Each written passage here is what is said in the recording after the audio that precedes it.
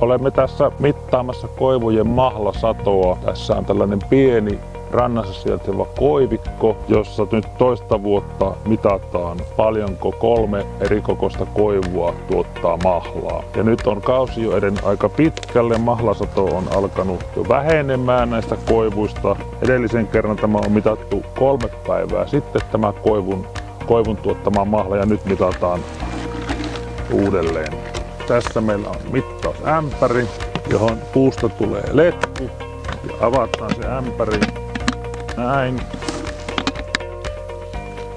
ja kaadetaan mahla mitta-astiaan. Tämä on vielä ihan kirkasta, joka kertoo, että sen maultaan pitäisi olla vielä ihan hyvää. Ja nyt näemme, että mahlaa on tähän ämpäriin 3 päivässä tullut litraa. Jotta astiat pysyy puhtaana, ja kaadetaan tämä tänne ämpäriin takaisin ja vaihdetaan tähän tilalle uusi ämpäri. Ja jätetään se valumaan tähän seuraavaa mittauskertaa varten. Ja tässä on kaikista isoin puu tässä. Näistä 3 puusta tämä läpimitta on 35 senttiä. Ja nyt kun katsotaan tätä satoa kevään aikana, niin tämä puu on tähän saakka tuottanut noin 35 litraa, eli yllättävän vähän. Ja tässä meillä on koepuista pienin, tämän läpimitta on pikkusen päälle 20 senttiä. Ja katsotaanpa paljonko täältä on 3 päivässä tullut mahlaa. Täällä on hyvin vähän mahlaa. Tästä voi arvioida, että sitä on tullut 2 desilitraa ja mahla oli jo samentunutta, eli tämä nyt ei enää ole hyvän makusta eikä oikein kannata ottaa käyttöönkään. Eli kausi alkaa olla lopussa, tämä sameus on merkki siitä.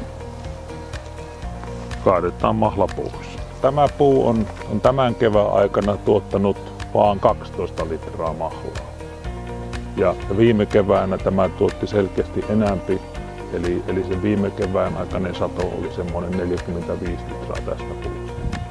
Eli tämä kertoo sitä, että vuosien välillä on tässä mahlasatossakin aikamoista vaihtelua.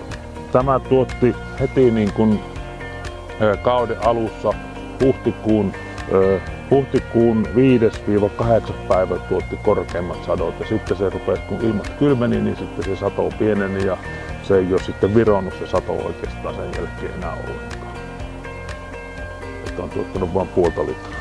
Tässä meillä on keskikokoinen koepuu, läpimitaltaan noin 30 senttiä ja tästä on niin mahlan valuminen jo oikeastaan loppunut. Että viimeisin mitä on kirjannut tänne ylös, niin huhtikuun 22. päivä on 2 desiä tullut ja sen jälkeen on oikeastaan ollut aika lailla nolla. Ja tässä ei enää ole putkea eikä holkkiakaan paikalla, ihan pikkusen tuo reikä vielä kostuu, mutta sieltä ei juuri mahlaa tule.